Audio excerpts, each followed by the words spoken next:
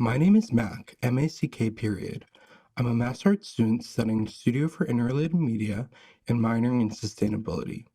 During the summer of 2020, I worked at a summer camp where we had to socially distance and mask outside while teaching young kids different crafts. After this experience, I became interested in creating virtual Skillshare workshops to expand my experience with demographics and health protocols. Studio for Interrelated Media, or SIM for short, is where students can work in a combination of experimental media. The program teaches sound, light, performance, and event production, and is the first of its kind in the country for an undergrad degree. I worked on Critter Potluck for a SIM elective class called Event Planning and Production. During these 3 semesters, from spring 2021 to spring 2022, I hosted 4 different events featuring 8 different student and outside artists. The idea started as a 1-hour video call with artists presenting techniques and information around their craft, and attendees were able to share their own artwork for critique. The last event was in May 2022 and featured 1 fashion student at MassArt and 2 fashion-centered figures from YouTube and TikTok. Heather Briggs, also known as Diet Blonde, gave a presentation about the rise of DIY fashion online on different social media networks. Rian Phin, also known as thatadult, showcased a history lesson on the rise in popularity of Telfar and expanding to the impact of other Black American fashion brands. I didn't have a relationship with either Heather or Ryan before reaching out. I just knew them from following them through their platforms since 2016. I thought they might be interested in being hired for this, especially because at least Ryan, if not both, knew Johan, our previous guest artist, through Tumblr. I sent them both an email a couple months prior to the date I chose for this creator Potluck. At the end of the week, I got a confirmation that they both wanted to join my project. Nina Wisch MassArt 2022 alum presented a tutorial on how she achieves her pressed flower look on her garments in her latest collection. I met Nina my foundation year at MassArt through mutual friends and saw her post her designs and techniques on Instagram. I reached out through direct messaging on there explaining the project, and we went from there. I'm going to read the first slide and a half from Heather's presentation. Unfortunately, the recording started after Heather had begun.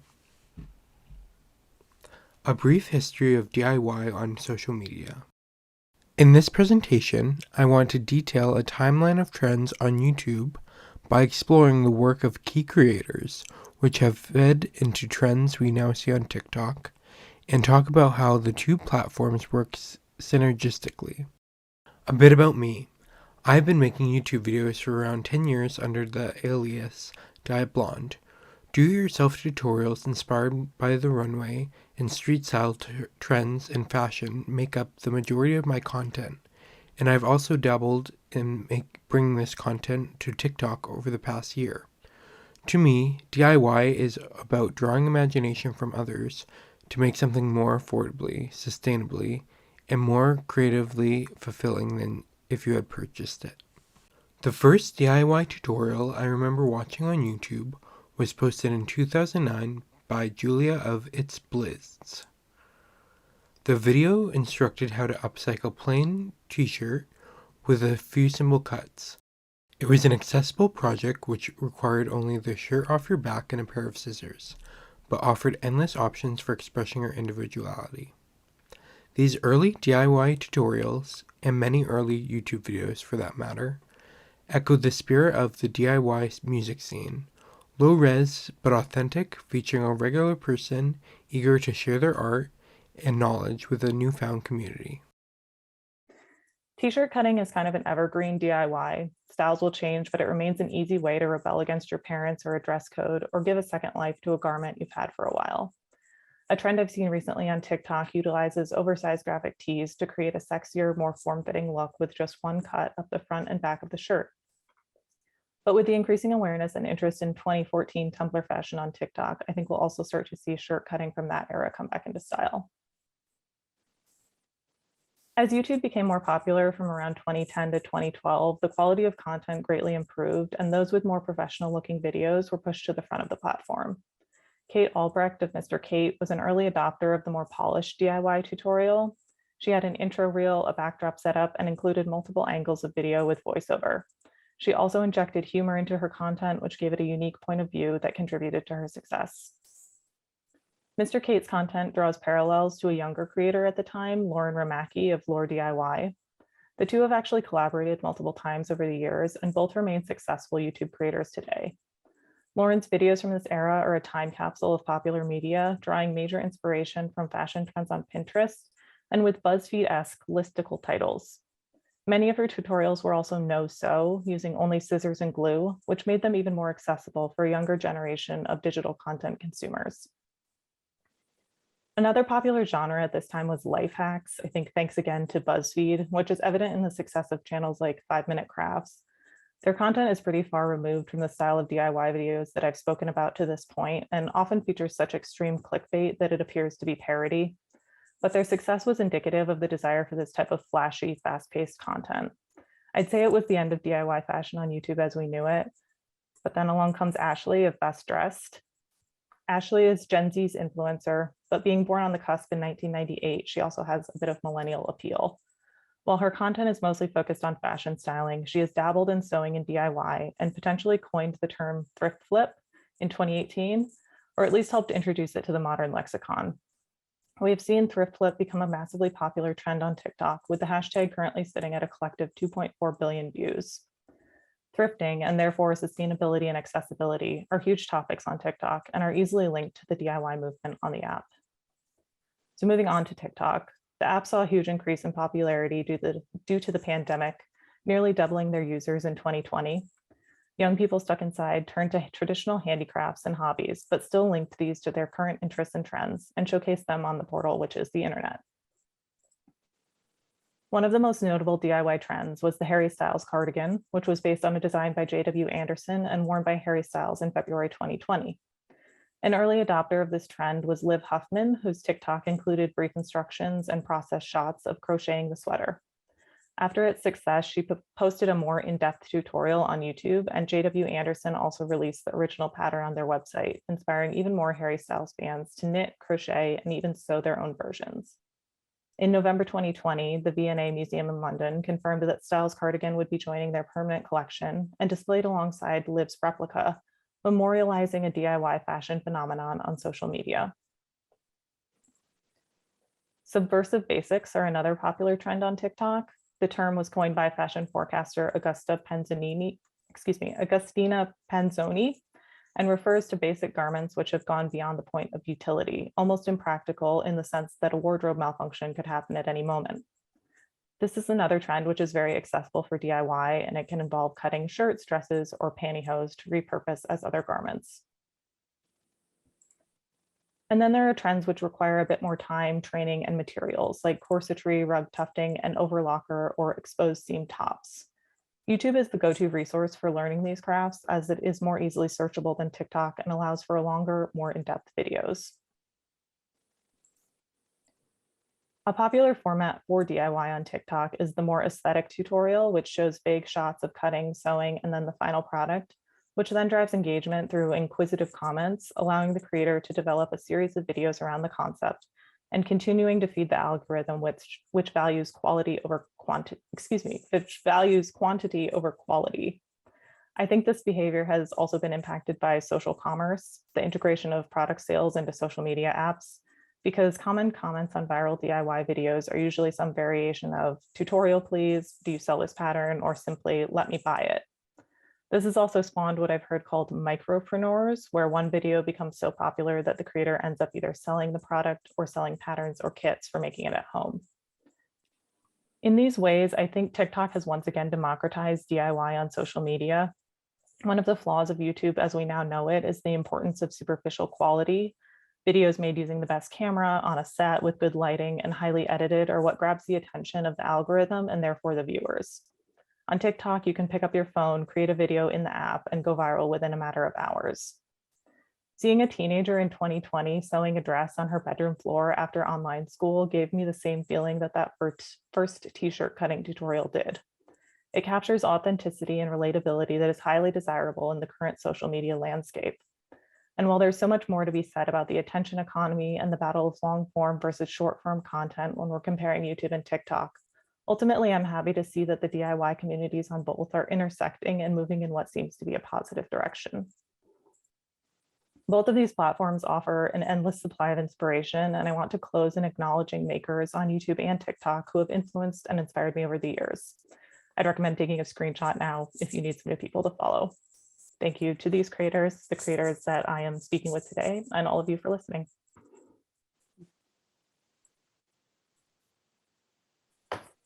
Thanks, Heather. That was awesome. Thank you.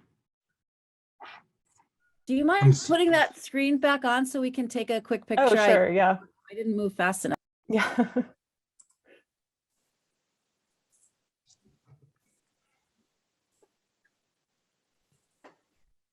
I also realized while I was making this that I featured almost exclusively women, which there's definitely an absence of non-female identifying people in the DIY fashion space on YouTube and TikTok, or at least, in popular, what we see as popular.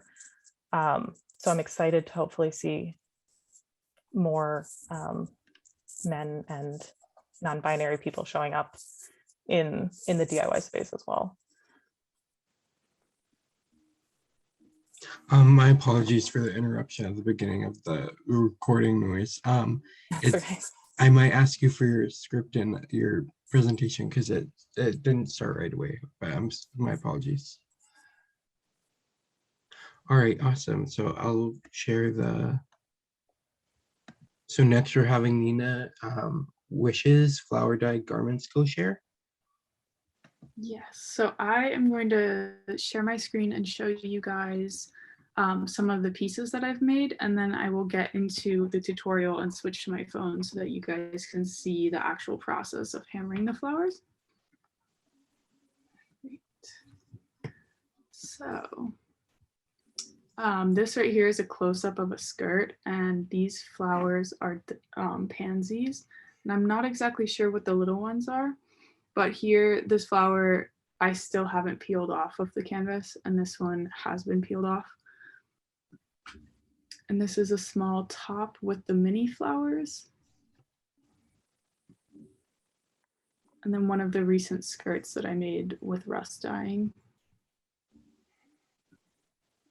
And this one is with dahlias. So I've found that flowers that have more darker pigmentation or more purples and blues tend to take the fabric better. And right here, this top, it was in silk, and over time the pansies faded. So I think it also depends on the type of fabric that you're using.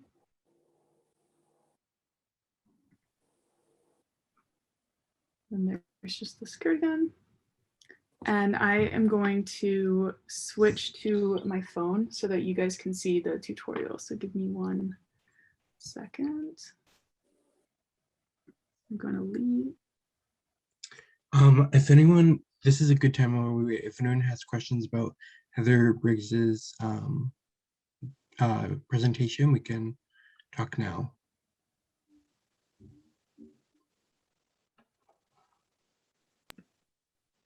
Mack, can you share everyone's, I'm sure you've already done this on Instagram, but it would be great to have everybody's Insta handles and stuff that are Sure, I can today. do that, and I can copy and paste them and then screen share people's social medias. You mean Heather and Ryan and Nina, correct? Nina? Yep. Okay. All right, so sorry, my chair is a bit squeaky, but here I have some flowers set out, and these are small pansies. And so what I did was I cut the stem off because I don't want the green in there. And then I also just cut out some small cardstock pieces because we'll be using that to hammer onto. So for this demo, it's super simple and quick. The fabric that I'm using is a cotton woven canvas material, and I find that this material really takes in the color of the flowers. So I just place it face down and then put the cardstock over and hammer onto it. I'm gonna mute myself while I hammer. If everyone is viewing on the gallery view, there's 3 little bar dots that you can hit, and you can pin Nina's video so you can see it, and it won't go away if someone starts talking.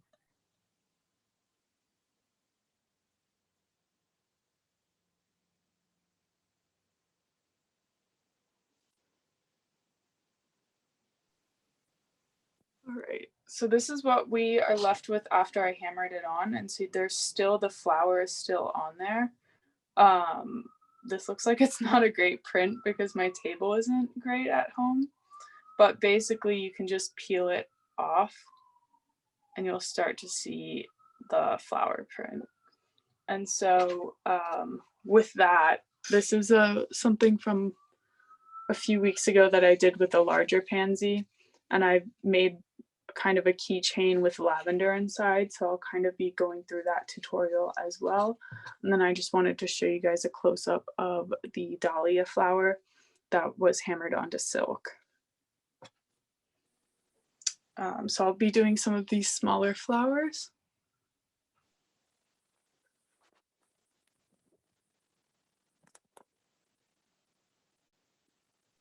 With these smaller flowers, by the way, they come like this. And what I do is I just pull them off of the stem. And then once I have that flower, I cut the end of it off just so that I have more of a perfect circle and that the stem doesn't stick out, but that's all preference.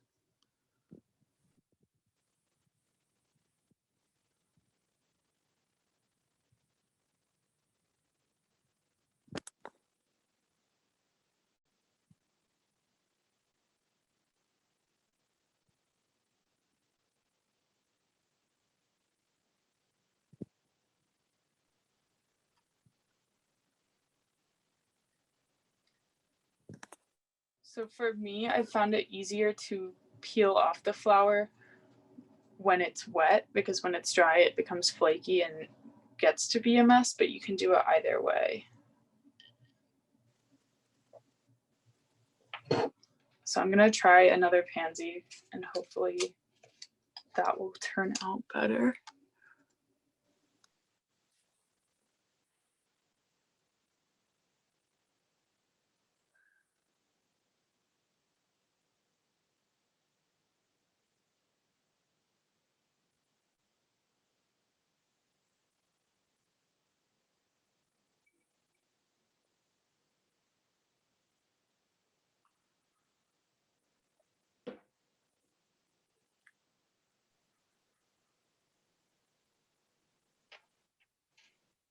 This one is better, but it's not great.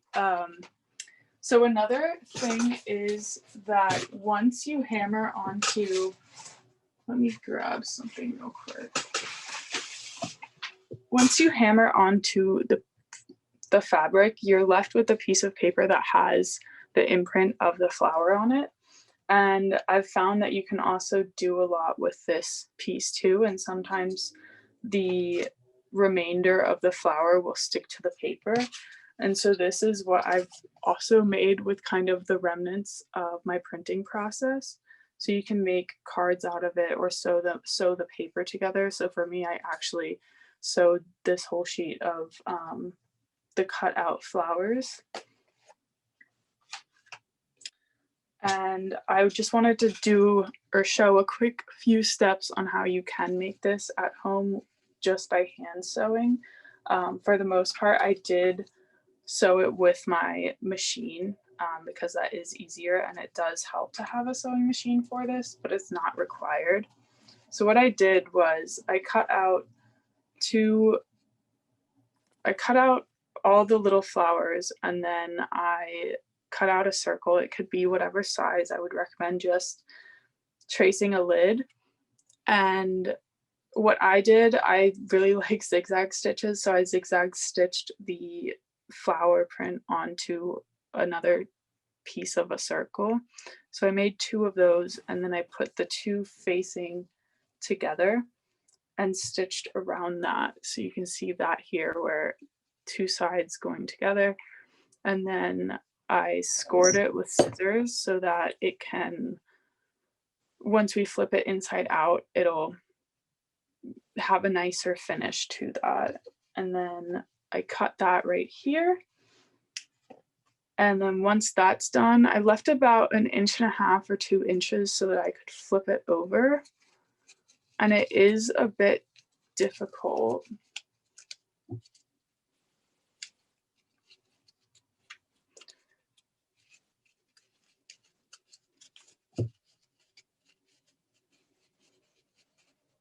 But once you flip it over, you kind of have this little pocket.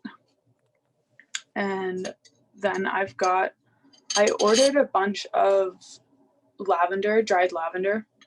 And when you're doing this, it doesn't have to be like this circle keychain. It could kind of also just be a lavender pillow for like your clothing drawers. And once I have that, I fill the inside. It's kind of messy. I'll try to go quick.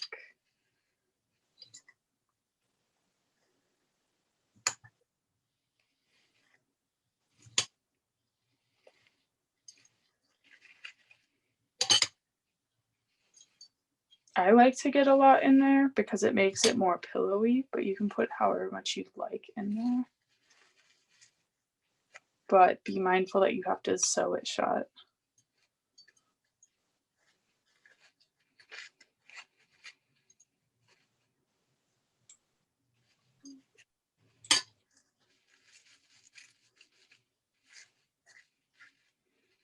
And so once that's done, there's still a bit of seam allowance, which was the space between the stitches right here and the edge of the fabric. And so I did a 1/4 inch seam allowance. And for that, I would just fold that in.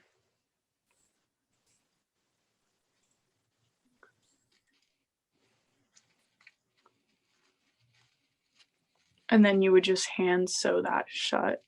I won't be showing the hand sewing because it does take a few minutes to do that. But there you have a small lavender pillow. And you can always add a separate piece of fabric to make it more of a keychain hook.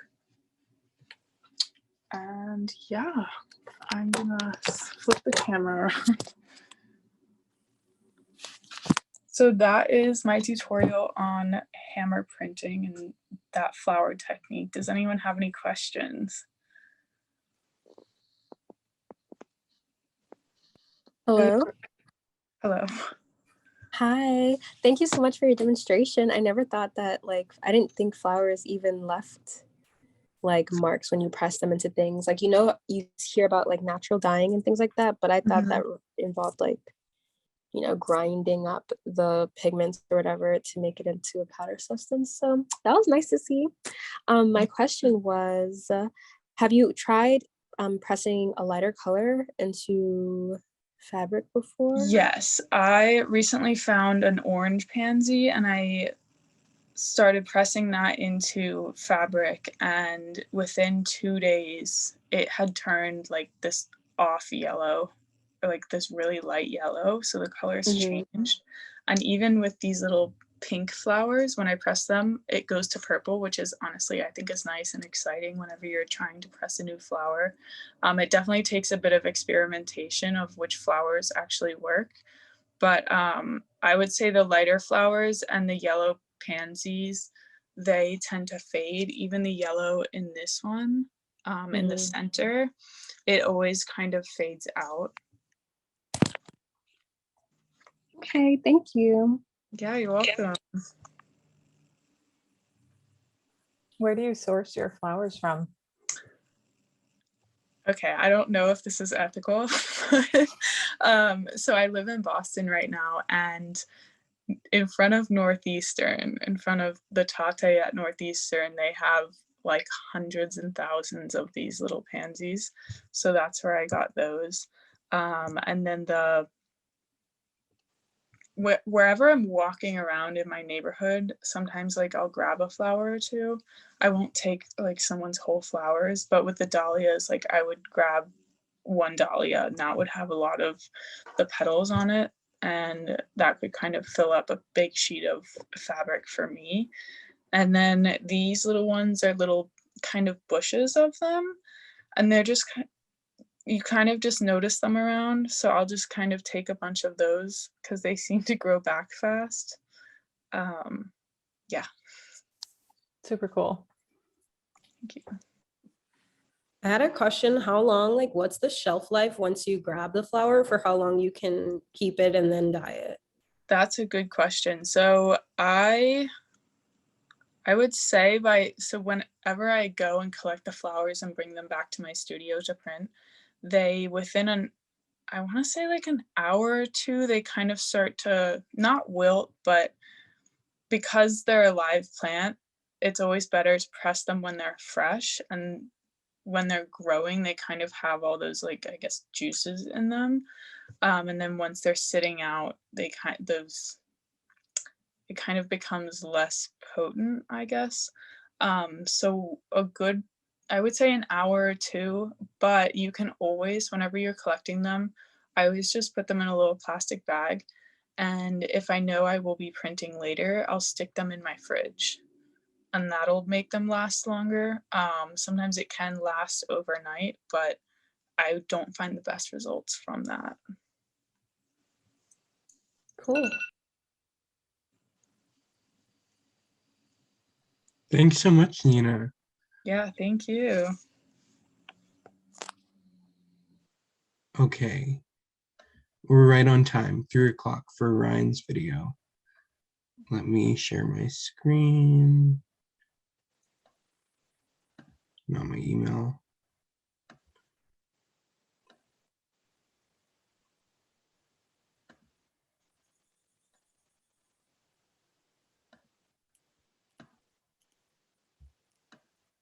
Can everyone see in full screen? My name is Rian Phin.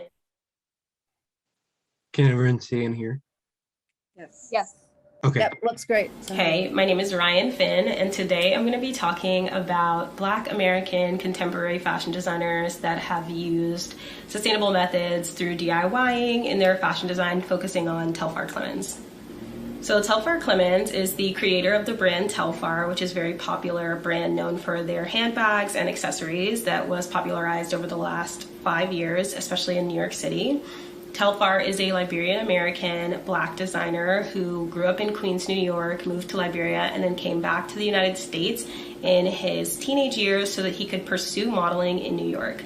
So once he started living in New York again and trying to pursue a creative career, he was DJing at night and working in the creative industry after selling vintage clothes during the daytime and reworking those clothes to create his own brand. So that's something that's really, really popular in design now, using sustainable methods of using already existing clothes and vintage clothes to rework into new designs. And designers like Margiela did it.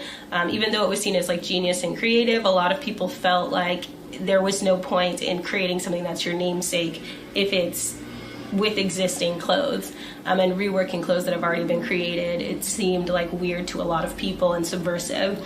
But Telfar had the foresight to understand that like a huge part of design and the design process is making something beautiful out of something that already exists and has a familiarity to your audience. So Telfar launches his brand in 2004 and it's his namesake, but then in the 2000s there was the recession in the United States, which caused him to have to pull back on the financial aspect of his brand so that he could navigate successfully.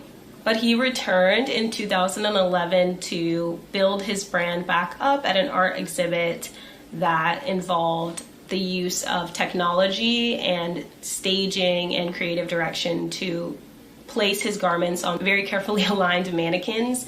And that was like the upshoot of his career.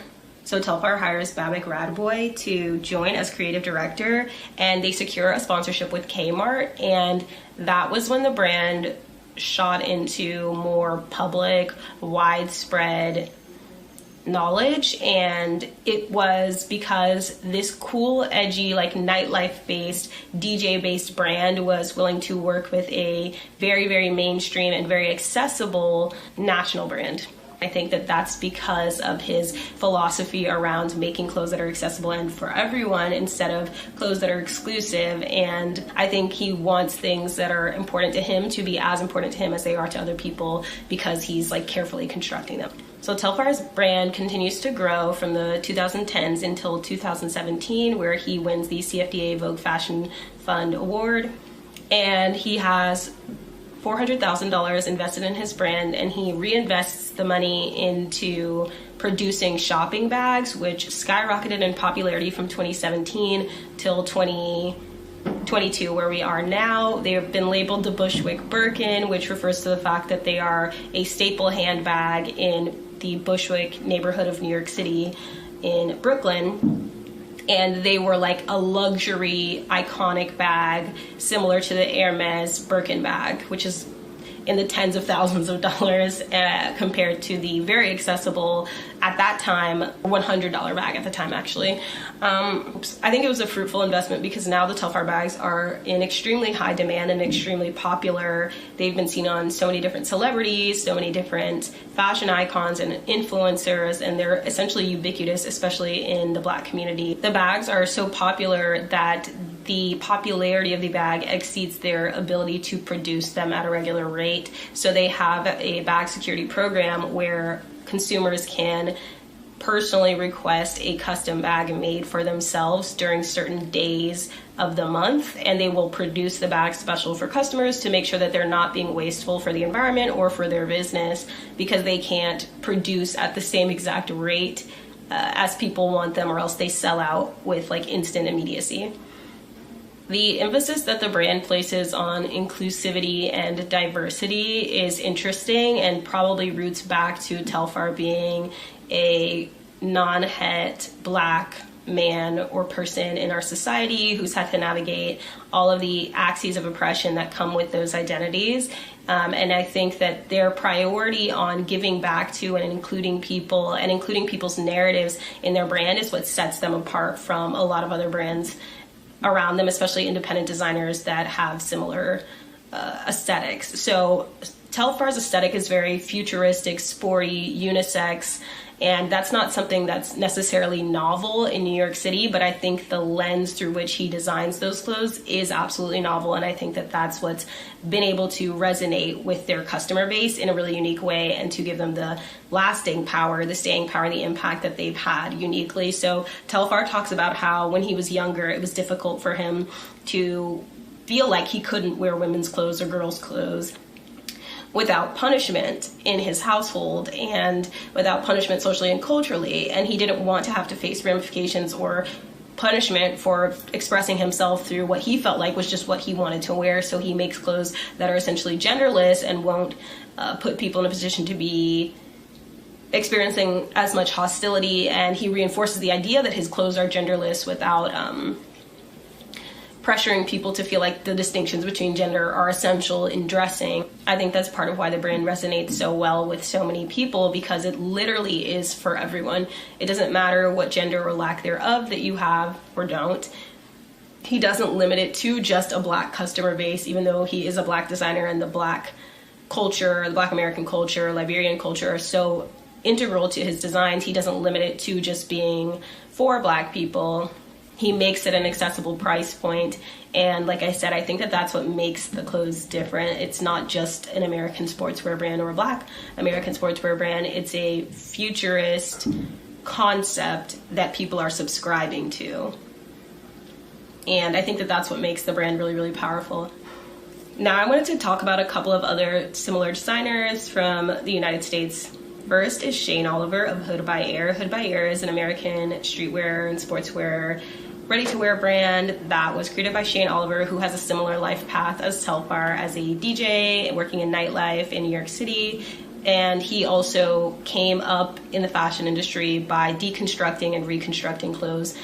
His ethos and philosophy was to make these clothes by deconstructing them and learning how to put clothes together and reconstruct them and reconfigure them, rather than just reworking vintage clothes. He was deconstructing clothes and tailoring them to new conventions of design, which is why his clothing has such a lasting impact on the American fashion culture and the global fashion culture. It was also really, really ahead of its time and made a massive impact in global fashion because of his ethos around feeling like, again, very similar to Telfar, that these kinds of ways of expressing yourself should be and are for everyone and should be representations of people in his culture and community. He wanted to share it with everyone.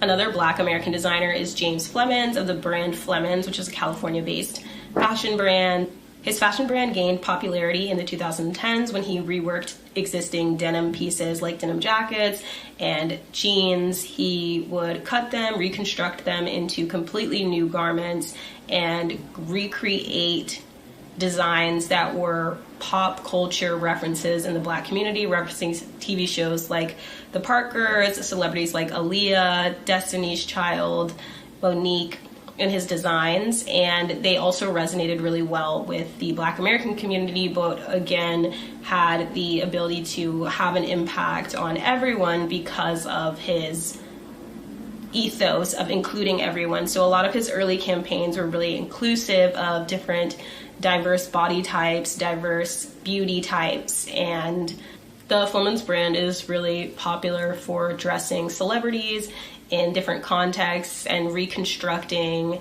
again, the conventions of design through this Black American lens of creativity that encourages people to rethink conventions of design that exist, why they exist, and maybe introduce some new diverse shapes in fashion.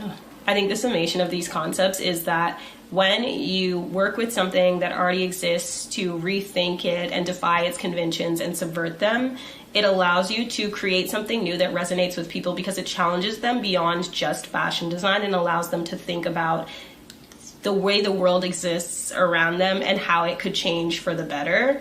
And I think that that's the impact that all of these designers have similarly had on fashion culture and global culture at large. I think the impact of them focusing on inclusive narratives as well in their designs and advertising and branding and identity is so essential because it allows everyone to feel like it's important for them to think about these challenges so that they can work to contribute to and change the way that we think about art and beauty and these constructions of identity as they exist and why they exist, and maybe work to deconstruct what's harmful in our world and contribute to what's working in our world. And that's why I wanted to focus today on Black creativity and Black futures through the lens of DIY creativity and design. And I hope you guys enjoyed this talk, and I hope everybody keeps empowering themselves through DIYing, sharing their thoughts and creativity, and challenge yourself to think about something new.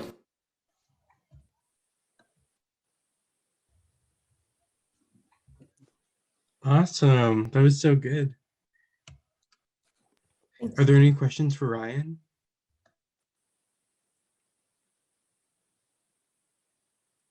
Which designer do you feel most inspired by or most connected to the clothing? I would say James Flemons, just because I think that his clothes are most relatable to most people. I don't know, I feel like jeans, like doing denim jeans and reworking them into like contemporary fashion that is also like, I guess you could say like reasonably genderless. Mm-hmm. I think that I connect the most to it because, I don't know, I just feel like it's very sporty, American, and it's something that will never go away, but it always is reinvented in such cool ways. Yeah, I think it's really intelligent design to make jeans into like these high fashion, like but accessible staple. And I also think it's really fun and reminds me of my childhood that he's always like referencing Powerpuff Girls and like TV shows. Like that's such a weird reference for a high fashion designer to be like, inspiration, Powerpuff Girls, like to be a 30-year-old man and be like, children's TV. And it's like same, that's how I feel.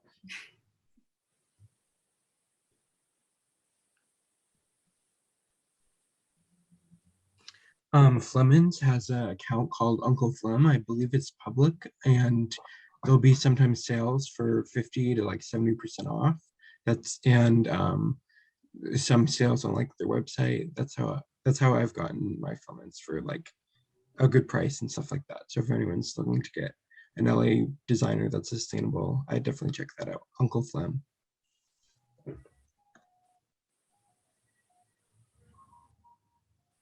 All right, so I'll share the schedule again. We'll have a 10-minute break. So let me share this. We have a 10-minute break. So if we could be back at 3:23, that'd be awesome. And then we have a critique after this, so please stay. Okay. Do you mind? We've only talked by email. Do you mind pronouncing your name? Hi, I feel so unprepared, but I'm here. No worries.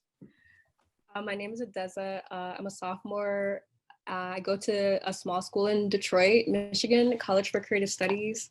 And I just saw the opportunity for like a critique because I feel like my school is like, I don't know, they need to pick up the pace. So I wanted to have some other like critiques from other people from that goes to other schools, you know, see what it's like, what it's giving. Thank you so much. Yeah, I can't wait. Are you ready for me to screen share? Yes, I am. Okay, can you see this? Yes. And so I was hoping that I could just get a cold read at first. And then I have something to read. I have something to read after. I just lost the original journal. Oh no. I know, it's fine. It's not a big deal. I just wrote it again. Okay. So you'll talk after? Mm-hmm. Okay, great. I think So you this did is a the really great. Oh, sorry, you go, Nina. I'll just go I through think them. you did a really great job with composition and having a foreground, middle ground, and background in this style of art that you've created. Would you mind saying what the process or materials are so I can get more of an understanding of that?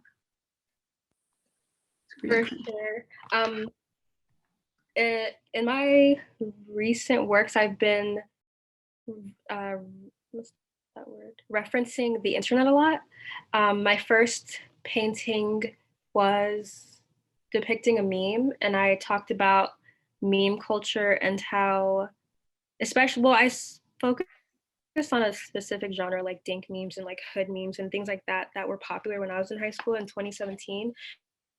And like, I did not have access to Photoshop until I came to college.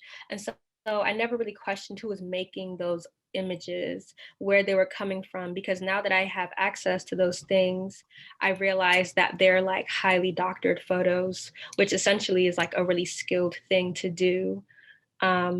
This process here is a digital print.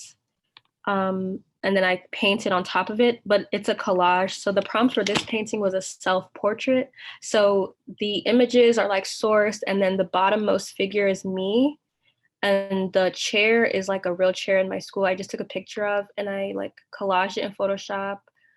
And then I got it printed like at a company.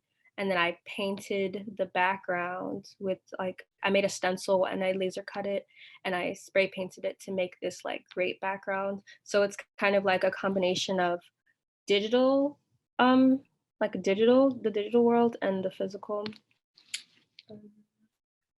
Yeah. I love how from afar you can see all of the imagery, but once you get up close, it's not pixelated, but it's that printing process of, you know, blowing an image up and seeing all the different colored dots. And I think that really connects back to kind of your statement about the piece, or even about the digital world. Mm-hmm. Thank you. I'm happy that you can even tell that from the photo, because obviously it's more like pronounced in real life, but that close proximity of these pixels is called bitmapping in Photoshop. And the optical illusion of the colors blending is called optical mixing, literally. And basically, like, you know, in paint, how you physically mix the colors and it just becomes that color. With optical mixing, like the color is produced from the proximity. Like, you know, originally I wanted to do screen printing, but like I've never taken a class, blah, blah, blah. And they didn't want me using their facilities without taking a class. And so to get like the same effect, I bitmapped it, and with a lot of help in Photoshop. I think also even right now of looking at it up close, like just looking at that face so up close, it was kind of like not making my head hurt, but really making me feel like I needed to step back again, which again, I feel like also goes back into the digital world of how we're so consumed by it and how it's such a big part of our life and how you can kind of get wrapped up in the digital world.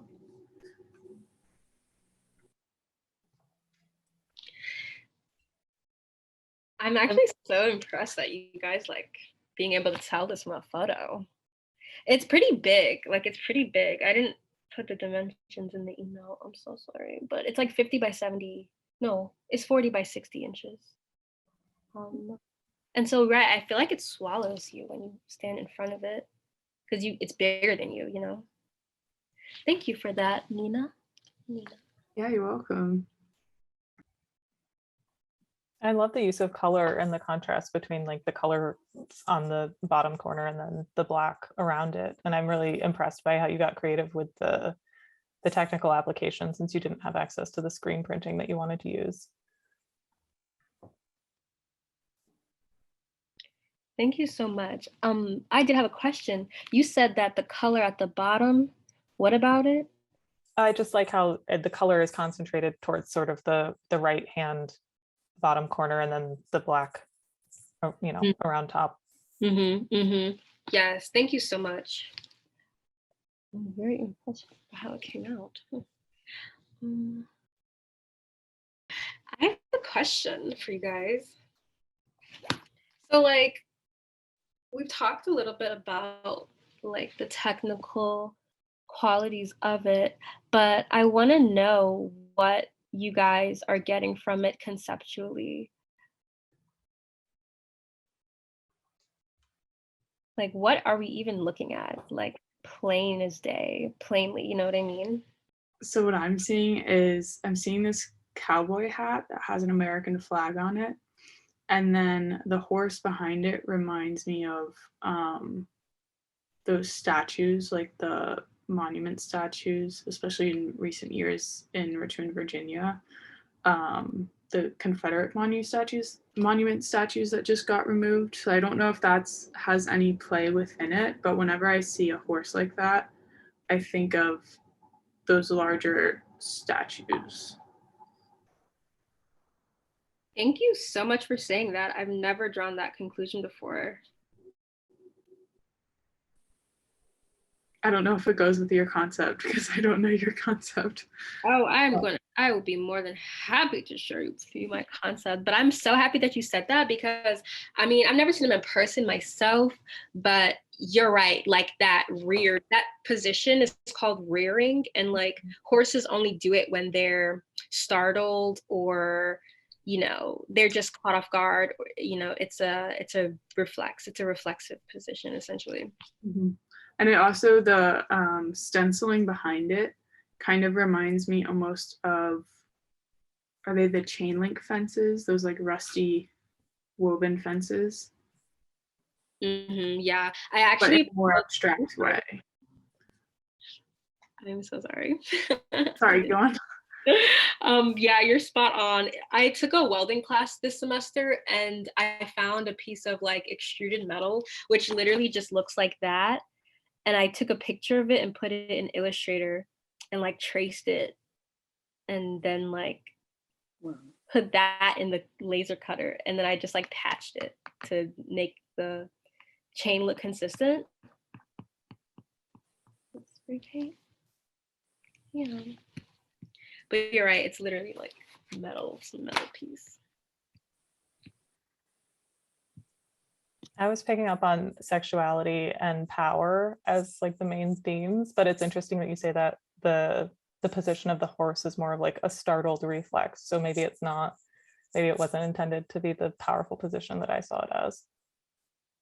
I was gonna say a similar thing about power because it's like a throne and like people are like worshiping in a way, but yeah.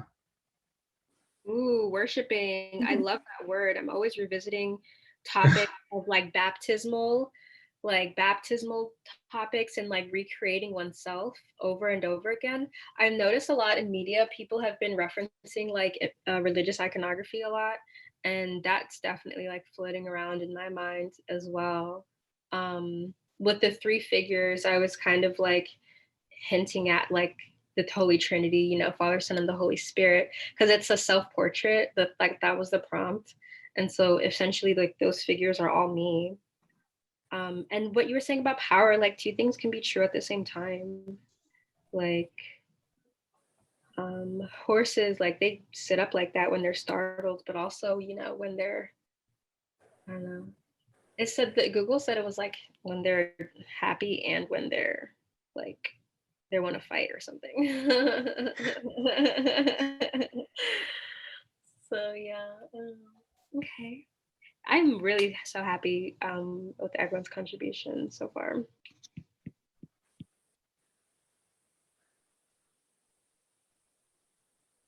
Did you want to read what you had in your journal that you were talking about?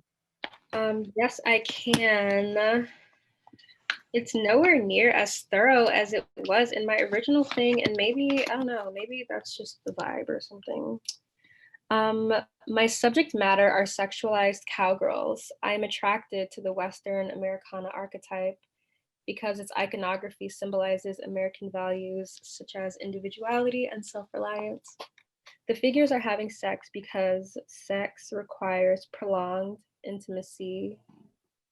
Oh, sex is an act that requires prolonged yet finite intimacy.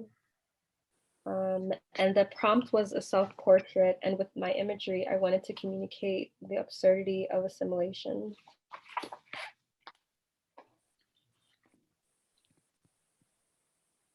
So yeah, that's pretty much it. I didn't want to show you, my room is so messy. I'm packing.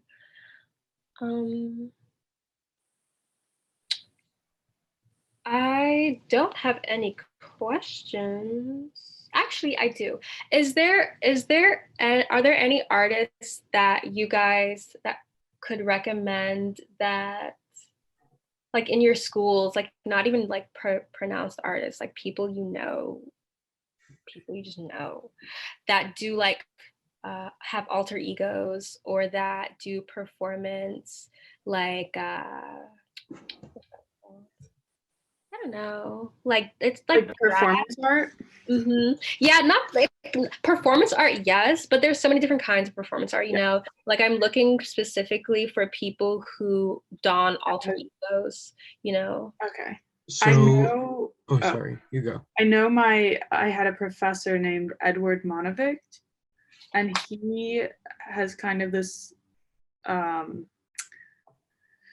what does he do? It's this ibex that he kind of personifies or like creates him. He has this giant ibex.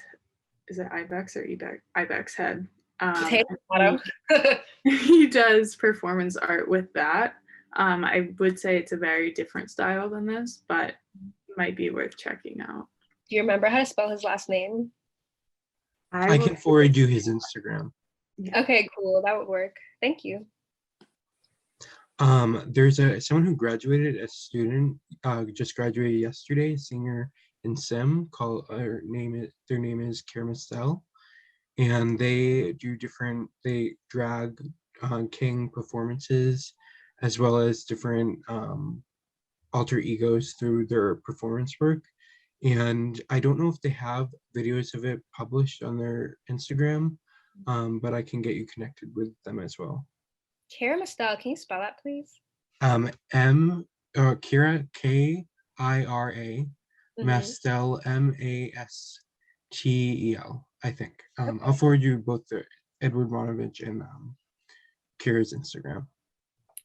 Thank you, Mac, and thanks for being such a great facilitator. Thank you. I feel bad about the bombing. I was trying to act sooner, but they make you fill out a report on why you have to block someone, so it like took me a couple minutes. Yeah, I mean, honestly, it was kind of entertaining. Like it's not even as bad as it seems. I'm glad it happened during the break and not during anyone's time. For sure, exactly. Yeah, true. That would be kind of inconsiderate. But we're here, we're doing it. Yes. Awesome. Thank you all so much. I hope everyone had a good time today. For the next steps of Creator Potluck, and Nita, who is my professor in event planning and production, I'm finishing a book for my final, and when I get it printed, I will do a video of me flipping through the pages so you can see. But I also am working towards making Creator Potluck through at least one more semester. I'm trying to figure out a budget without using the student government. What's SGA stand for, Nita? Student Government Association. Yeah, that's right. Because I missed the deadline of by a day. So hopefully I can still create more of these, and I hope you come to them in the future. Yes. Thank you all so much, and thank you for our artists today that presented work in history lessons, and I'm really happy about this event. Thank you so much. Thank you, Mack. Thank you, Mac. Thank you to all the artists that presented, and also thank you to Adiz for finding us from so far away. Yeah. Oh, should we say where everyone's from? I'm in Beverly, Massachusetts. You don't have to say if you don't want to, but it'd be nice to see where everyone's coming from. And I go to school at MassArt, so I can mute. I am originally from Richmond, Virginia, and I am an out-of-state student, so I'm currently